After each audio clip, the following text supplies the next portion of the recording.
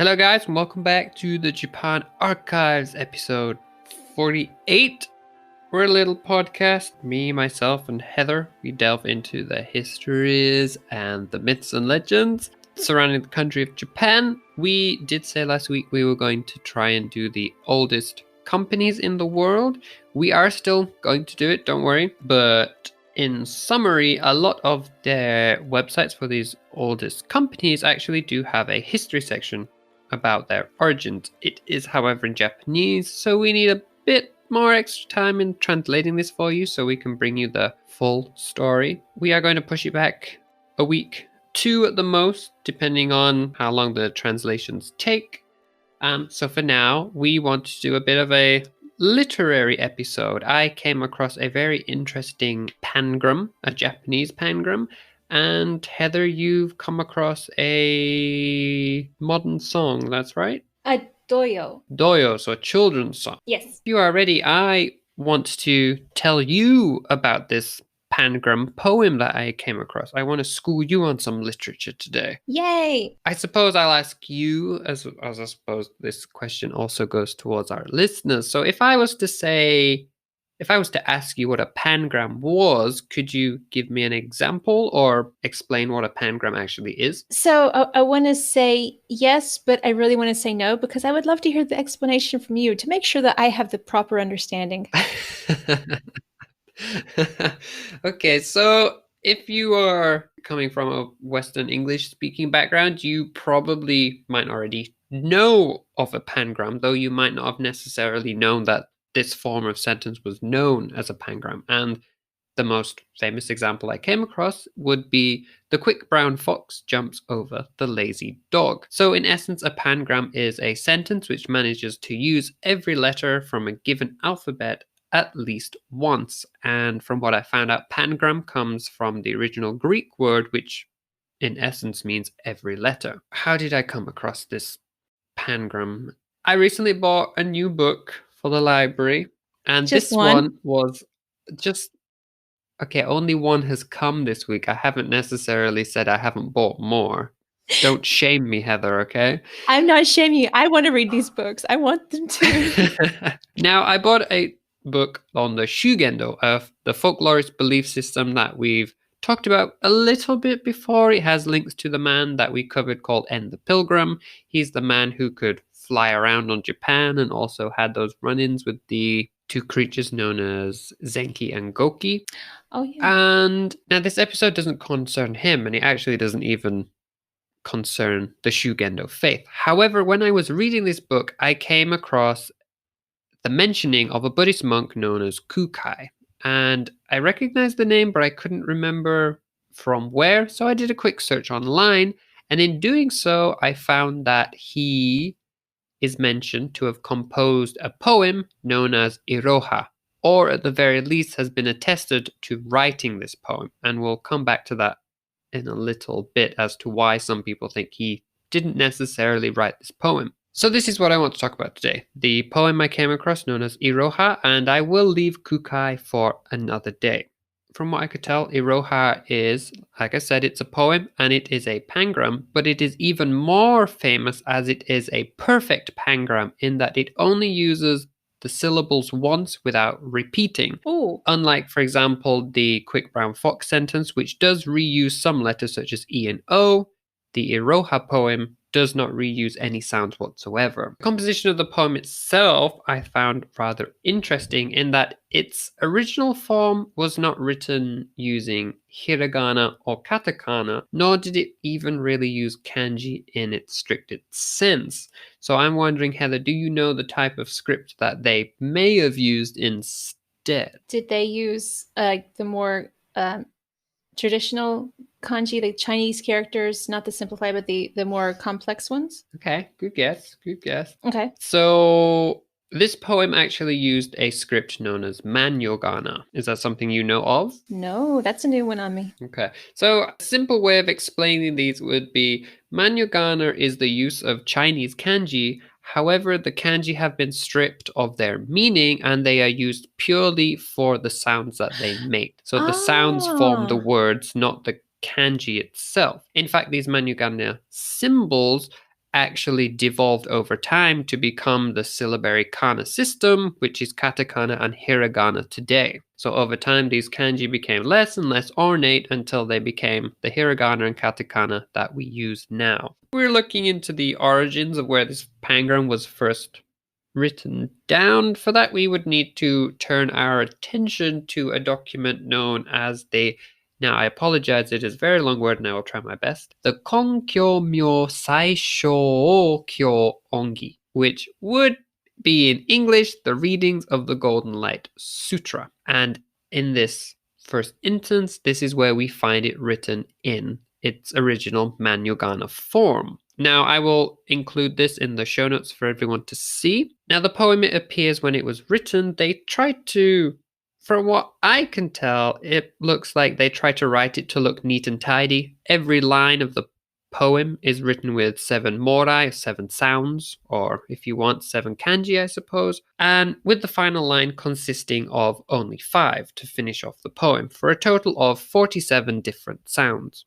However, if they did write the poem so that it looks like neat and tidy and almost a square, the poem would not have actually been read in such a way and would have followed the general rules of Japanese poetry in that it would go 7 syllables, 5 syllables, 7, 5, 7, 5. And so, even though the poem was written in such a way, it would have actually been read a little bit different to how it was on paper. Now, what I would like to do for you and for Heather is I'm going to read the poem in the Japanese, and I want to test you a little bit, Heather. I want you to tell me what sounds you hear, and I want you to tell me if you notice any sounds missing, or potentially even some sounds that you don't recognize. Okay. Do you accept the challenge? I will ganbarimashou. Okay. Iroha ni hohe to chirinuru o wake yo tare tsune naramu ui no okuyama kefu koete asaki yume mishi wehi me sesu. So I heard ui and wehi. Those two popped out at me as unusual.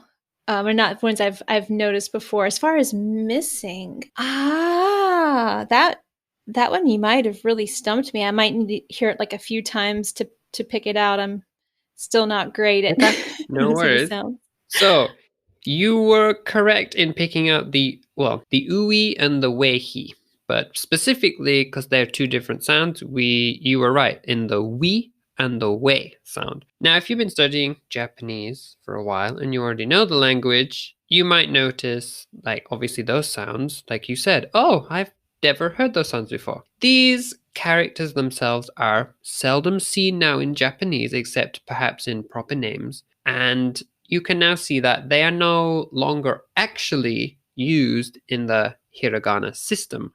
Where once they did exist, they were taken out of existence, I suppose. And so these are very, very old Japanese sounds that haven't made it into the modern day. They do linger on a little bit with katakana. However, they now make these sounds by combining 2 separate symbols together. For instance, whiskey, you would use the U sound and you would use the E sound to make uiski. But again, I did find out that they had these sounds as well in katakana. They had their own symbol originally, but again, those symbols have not made it to the modern day. So moving on to the sounds that you may have noticed that were missing, there was no n sound in the poem. Oh my gosh. Oh. And from what I could find during the research, it appears that this symbol did not actually exist until the 20th century, because prior to this, they had not distinguished it from the sound of mu. Oh, interesting.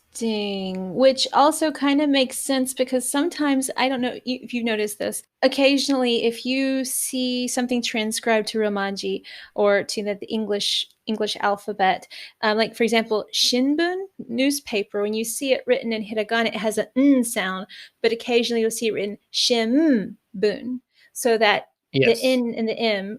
Oh. well, that's fascinating. I think as well you sometimes see it with the train station of Nihonbashi in Tokyo. I do hear it. Sometimes people use the N, the Nihonbashi, but sometimes you do still see it written down as Nihonbashi.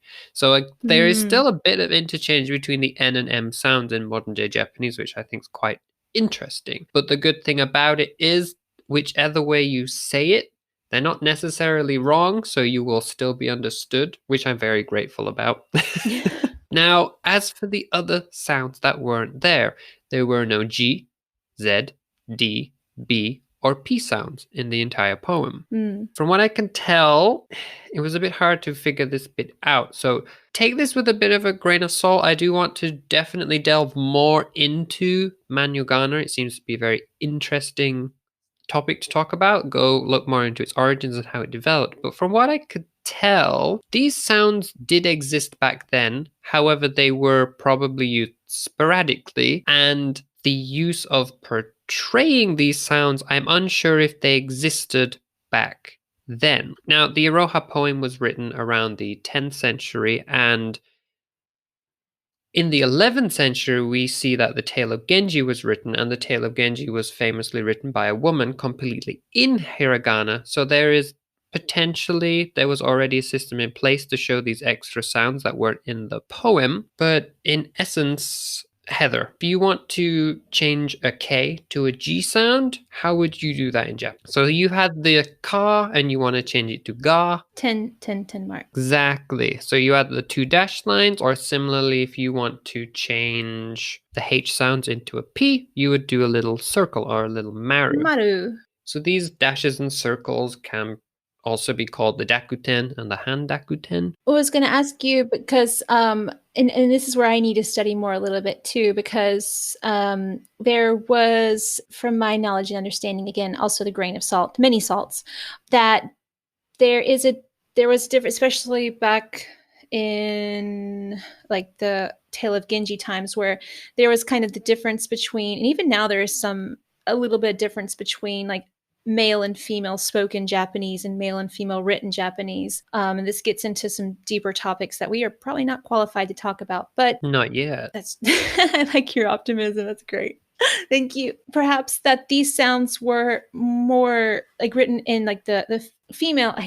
I'm hesitating to use this, but I don't know how else to say it at this time. So I'm trying to do my best here. I think it's Female. okay to say female because everything I've read, it always goes historically back to hiragana was the language of the women. It was the women's language. They weren't thought intelligent enough to potentially study kanji. And I did briefly come across something here which did say the men also back then, katakana was more of the male language because it was a stronger and harsher language, and it would be used a lot more by men in terms of talking about and writing about ancient classical literature, which they drew upon a lot in this time.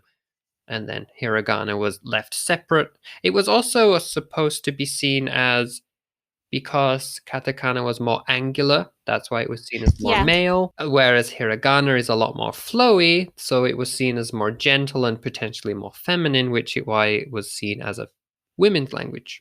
We're worried about this. So yes, so in essence, from what I can tell, is the Tale of Genji was written close around this time in hiragana. So I believe there's the potential, until I look more into it, that these dakuten and handakuten may have already been in use, because to write an entire story, the Tale of Genji, you would have probably needed these extra sounds. Or I'm not sure if, because the Iroha poem does not have these sounds, potentially these hiragana could be read two different ways back then, before the invention of these extra marks to denote the difference. It was a bit more interpretive in a way. A bit like how a lot of kanji these days can be read two different ways. I'm feeling right now that potentially hiragana could be read two different ways depending on context back then. But I definitely want to research a bit more into the origins of this, manyugana, hiragana, and katakana. So that's something for another day. But I thought it was interesting that this poem did not have these sounds when I came across it. Another interesting thing, this poem apparently contains a hidden message inside of it. Ooh. According to someone known as Kamatsu Hideo, what he found out is if you take the last syllable of each line, now you have to use the original poem for this, it creates a sentence which reads Toka nakute shisu, which can translate to die without wrongdoing. And a lot of people have come to believe that this is some form of eulogy to Kukai, which supports the notion that he did not in fact write this poem, but it was actually written after his death, not only to write a pangram poem, but also to remember him in some way, I suppose. Now, with all that out the way, is there some form of legacy for this poem? We've tried to do this before with like the people we talked about and the creatures, like what do they have that's lasted into the modern day? From what I can tell, Iroha, when written in katakana, can be used as a way to entitle something as the basics, basically taking the first three syllables of the poem. Trains used to use it. I'm not sure if you might still see it in the older types of trains, but basically E was used for first class, Ro for second, Ha for third. And we're even going to quickly come back and mention Nikko, which we've talked about very briefly now and then. So Nikko in Tochigi, there is a road called the Iroha named after the poem due to the amount of turns there are on the road, which match the poem. So the Iroha Road. Music, apparently, the musical octaves go Iroha Niho Heito, following the symbols of the poem. And that is the few bits I found for the legacy of the poem and how it lingers. Oh, there is also another mention I found that in a lot of legal documents, whereas we would go A, B, C. The really old documents, instead of going A, E, U, they go Iroha Niho Heito. Now, with all of this out the way, I'm very sure that you would like the English translation that I came across for the poem. So if you are ready, Heather, I am happy to tell you. Yes, please. So the translation I came across goes as follows. Even the blossoming flowers will scatter eventually. Who in our world is unchanging? The deep mountains of karma, we cross them today, and we shall now have superficial dreams, nor be deluded. Ooh. Oh, wow. So your thoughts on the poem? That's just really striking me that like who in our world is unchanging. Yeah. That one really is we shall now have superficial dreams. Oh gosh, Thomas, you had to like lull me in this. Wow, this is creative, and then hit me with some karma being thrown in. Super deep translation and meaning behind it. I really love that. And I completely agree with that. Yeah, we all change different things at different points in our lives, different things as we encounter new ideas, as we encounter new things. Think about how many times we've changed just in this podcast and doing the research and things that we might have thought about last year that we go, oh, no, we were a little off track on that, or we were totally off base, or wow, we were onto something. You know, you can't think of yourself as being the same throughout your whole life. You change and hopefully learn and grow. And the blossoming flowers. I mean, my roses leaves have fallen off again. I've got to prune it back and have it grow again. And that really resonates with me today, especially today. That is in essence my section for today. The poem I came across that I thought was very interesting. I was originally going to do it as a bonus, but like you said, pushing back the oldest companies, it made sense to kind of do a literary episode. So that was my part over with. I'm intrigued as to the song you found for us today. So today is I'm just going to start with the title, Akatambo. And Thomas, can you please tell me what that means in English? So the aka, from looking at the kanji, would be red. The tombo, going off the name of the episode, would be dragonfly. That's right. Today is a children's song, our doyo. And I encountered this song while doing some research a few months ago about doyo. And I just tucked it away for, another day. And when we were chatting this week about the episode and changing it, I was changing my idea of what I would do for my part. And I was like, oh, I've got this song. How does this sound, Thomas? And you were like, yeah, that's great. And I thought, oh, well, it's a children's song. So I'll find, the lyrics. It'll be great. Practice. I was really excited about it. And then I started researching into it. And it like your poem had so many layers involved. So I honestly sort of wanted to delay talking about this just because I had so much more research than I expected. But I decided, what, I just want to go ahead and jump in and introduce this to you because you'll see in a few minutes. But let's start with, we're going to go all the way back in time to 1989. Okay. 1989. So, way back far back in the past. NHK did a survey to find the most popular hometown song, or which we have talked about in the podcast, Furusato. And this song was rated as the most popular. Now, I did talk to the professor about the song, and I asked him, oh, have you ever heard Akatambo? He said, oh, dragonflies. And then he proceeds to send me a YouTube link for a comedic song that had nothing to do with what I talked about, but was humorous nonetheless. So apparently dragonflies are used in a few songs, I think, especially comedic songs. Okay. Let's go ahead and I'm going to talk about, first we'll go ahead and talk about the people behind the song. First, we're going to start with the lyricist, who was Rofumiki. He was a Japanese poet. He was born in 1889, died in 1964. So we are into modern Japanese history. He wrote for the Red Bird magazine, or Akatori, Akaitori, which we have talked about before. Yes. In episode 43, I think it was, the Kappa episode. The number seems so low, but it feels like so long ago. It really does. He wrote this poem as a reminiscence about his childhood. There is a longer story about that, but I want to come back to talk to him later because there is a much longer story and it touches on his life, his mother's life, and really interesting things that were happening around the Meiji period. Let's go to the composer. Let's switch over to the composer because his name is Yosaku Yamada. And he was a classical Japanese composer born in 1886 and died in 1965. Very famous composer who wrote and published his own collection of songs, 100 children's songs by Yosaku Yamada. And he also quite an amazing person, a very amazing, a great composer. We're going to come back and talk about him as well.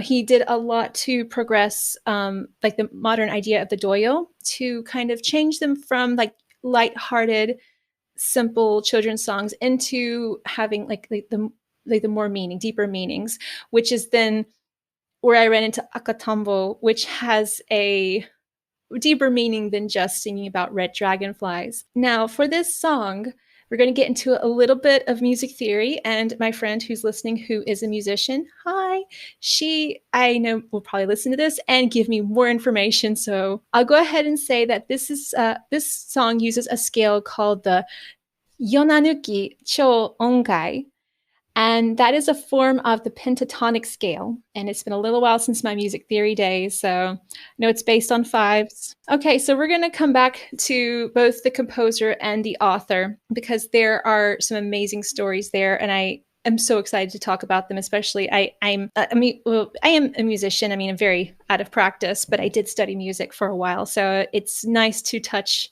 into music again. So, okay, Thomas, today I am going to be brave. And I am going to sing this live. I'm only going to sing the first 2 lines of the song, but I am going to include actually 2 links. Because also when I was researching, I did ask the professor for assistance, and I found one YouTube link, but then he pulled up an American singer named Peggy Lee, who I'm not familiar with, but apparently she toured in Japan and was taught this song and would sing it in her concerts. So we're also tying into an American singer who visited Japan and would sing Japanese children's songs. The professor said I'm going to talk briefly about the song after I do sing it. She does have an explanation for the song as well, which the professor said was lovely and correct. So I'm going to go based on his recommendation. So I would recommend listening to both of them. The one song I'm singing is like a soprano, so more higher, more artistic song, and the other is Peggy Lee. If you know her, she's more relaxed kind of singer. Very beautiful though. Both versions I think are highly worth listening to. Plus they have music in the background. I'm singing a cappella. All right, so if you're ready. I am ready.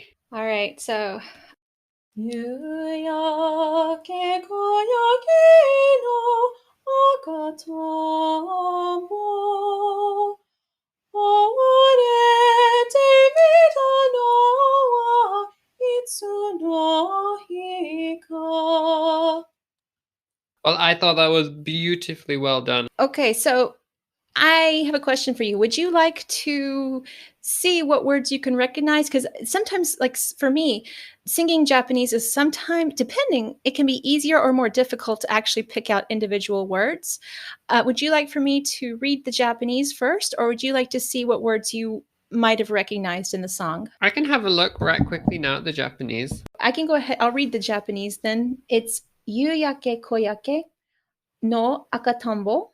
追われてみたのはいつの日か So we have mita, which is the past tense of see. So oware, owarete. My brain's just getting stuck on owaru, which is finish, but I feel that might be wrong or... It's a different one. Okay. Thank you for embarrassing me on my show. I'm not. I didn't know this one either. I didn't know that. I'm not going to embarrass you. I'm going to embarrass both of us because I had no idea either. You know, I'm going to have to let you down today, Heather, and say I only recognized the mita, which is the past tense of see. Well, I did hear you say itsuno hika, and he being the kanji for day or sun, depending on the context. But yes, I must politely bow out and say I have failed you this day. You did not fail. Don't feel bad because I got help too for this one. Okay. Well, we've got Yuyake Koyake, which is sunset, and that whole thing means sunset. Yeah. Okay. The professor translated for me, and then I just kind of reworded some of his things. But so we have like red dragonfly at sunset, and then owarete is actually a conjugation for like writing on the back. And per the professor, this is a symbol of childhood. So mukashi mukashi, and even now too, like the small children were carried on the back. Usually like mother or older sister or nursemaid. So that being carried on the back is a feeling of childhood. Mita, you're right, is to see and like that day. So itsu no hika. So the meaning, the translation, and this is like the professor with a little bit of my rewording. Red dragonfly at sunset. I am remembering the red dragonfly that I saw while being carried on her back. Now, we don't have the specific if it was mother or nursemaid or sister, so it could be different meanings. But I think from my understanding of the translation for the song, it was potentially like maybe like a nursemaid or a mother. So this song, and there are more verses, but we're only going to concentrate just on this first one today. It is a song about reminiscing about childhood. And from the professor, the concept of this song is called suyoku. And suyoku is remembering childhood with an abstract emotion. It's not happy, it's not sad, not positive or negative. It's just a simple, like a reminiscence, a recalling of a time in childhood.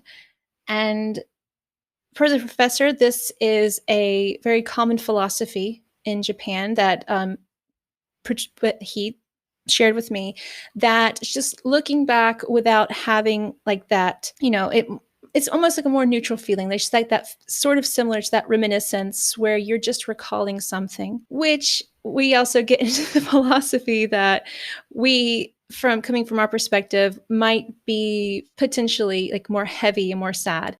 So for this one, I think it's got that some of that wistful feeling in it too, but also just kind of, oh, I recall that day kind of sense of emotion. It's a very interesting concept. I think that's where we, like, you and I are still in that, very beginning stages of learning about like the different ideas, because in each culture there is differences in how sometimes we see things. Like the philosophy is differing, that there are some different ideals depending on where you come from, what might influence your perspective on the song. Like for me, the first time I heard it, I was like, oh, this is quite beautiful and quite lovely. And then I heard the translation. I'm like, oh, now this becomes to me a little bit more wistful. But the professor, he's like, it's maybe not quite so heavy.